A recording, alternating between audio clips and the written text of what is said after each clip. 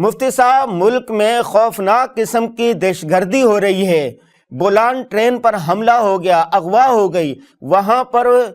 بے تحاشا لوگوں کی شہادتیں ہوئی، فوجیوں کی شہادتیں ہوئی۔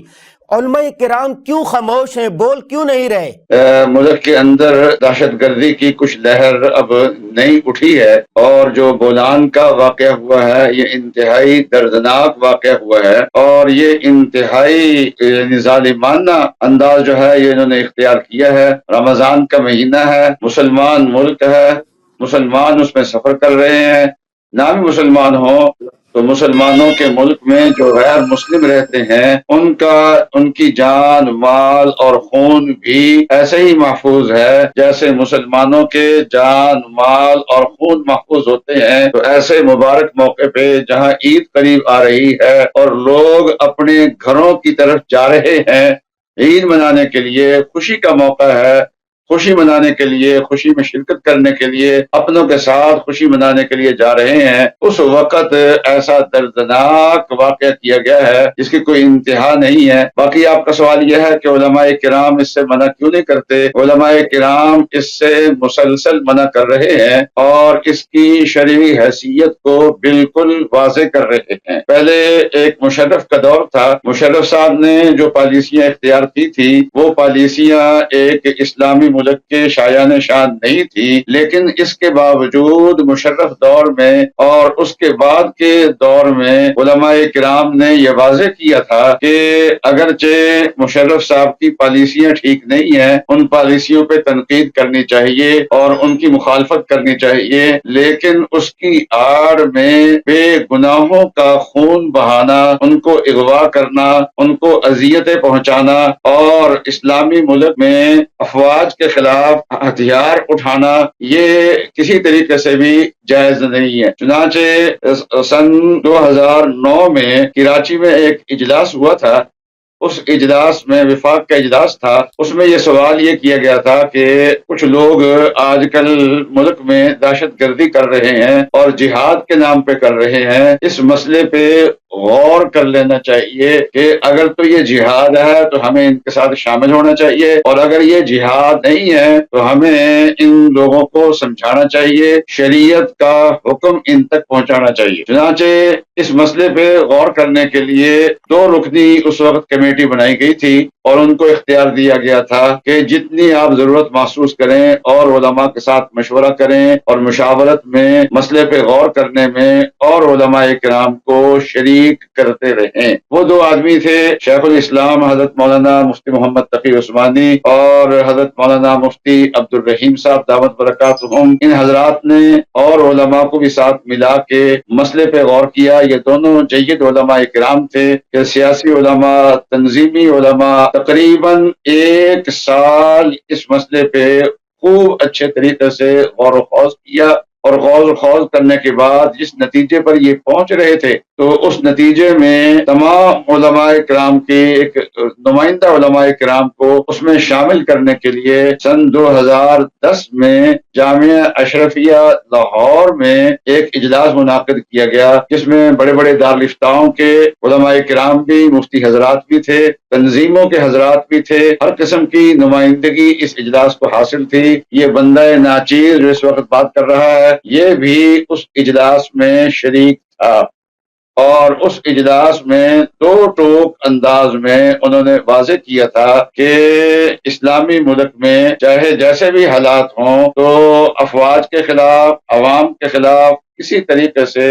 ہتھیار اٹھانا جائز نہیں ہے، اور یہ کسی طریقے سے بھی اس کا جواز نہیں ہے۔ علماء کرام نے اس مسئلے کو اچھے طریقے سے واضح کیا۔ یہ اجلاس علماء دیوبند کا تھا، اور اس سے پہلے اور اس کے بعد مختلف مکاتب فکر کے اجلاس بھی ہوتے رہے اور وہ بھی اس نتیجے پر پہنچے تھے۔ اور یہ 2010 کا جو اجلاس ہوا تھا تو اس اجلاس میں جو اعلامیہ پاس ہوا تھا اس کے بارے میں پریس کانفرنس نہیں کی گئی تھی، تو میں نے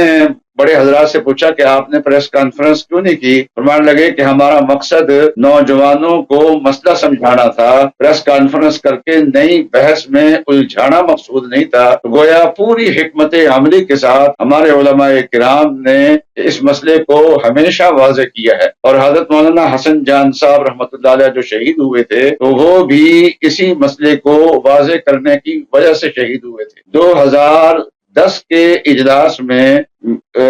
جہاں بیٹھے ہوئے تھے تو میرے ساتھ مولانا معراج الدین صاحب تھے وزیرستان کے، جو جمعیت علماء اسلام کے رہنما بھی تھے، جید عالم بھی تھے، اور انہوں نے بھی دو ٹوک موقف اختیار کیا تھا، اور کسی ایک عالم نے بھی اس میں نرمی اختیار نہیں کی تھی۔ سب نے دو ٹوک موقف اختیار کیا تھا۔ تو مولانا معراج الدین صاحب اس کے بعد دو ٹوک موقف اختیار کرنے کی وجہ سے وہ شہادت کے رتبے پہ فائز ہو گئے، اور اس طریقے سے مولانا حسن جان صاحب بھی شہادت کے رتبے پہ فائز ہوئے۔ لیکن ان کے پیچھے ان کو شہید کرنے والے کون ہیں، ماسٹر مائنڈ کون ہے، تو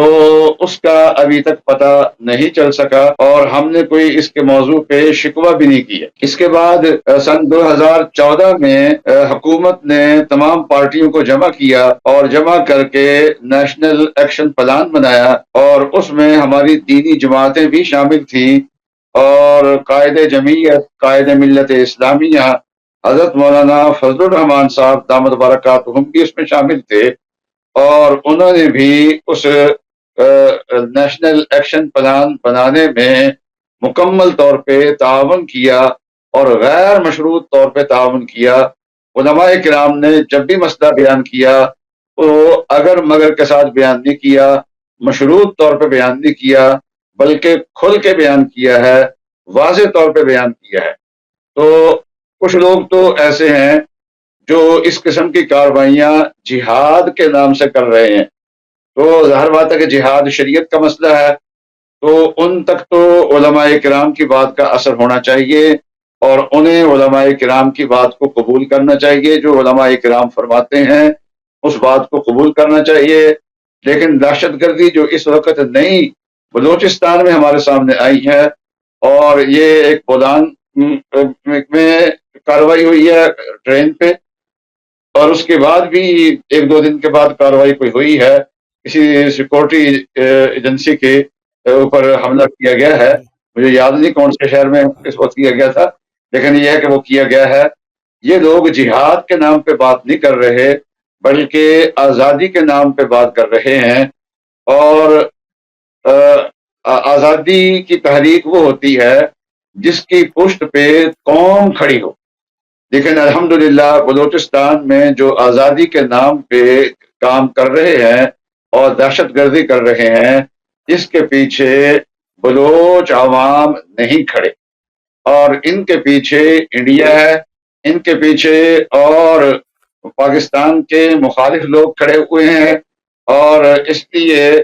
ان تک شاید علماء کرام کی بات کا اثر نہ ہو، لیکن علماء کرام پھر بھی بات کریں گے تو بلوچستان کے عوام انشاءاللہ علماء کرام کی بات کو سمجھیں گے، اور کبھی بھی ان لوگوں کی غلط فہمی کے اندر وہ مبتلا نہیں ہوں گے۔